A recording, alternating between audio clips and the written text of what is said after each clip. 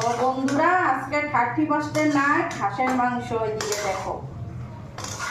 তো এখন মশলা পাতি দিয়া এদিকে মাংস বসায় দিছি, ভাতও হয়ে গেছে গা। এখন মাংসটা হলে তারপরে খাওয়া। মাংসটা একদম কষা কষা করে মাংস বানাবো। তো দেখো মাংস তো যত এটা তেল ছাড়বো তখন এতটা রংটাও সুন্দর হয়ে আসবো।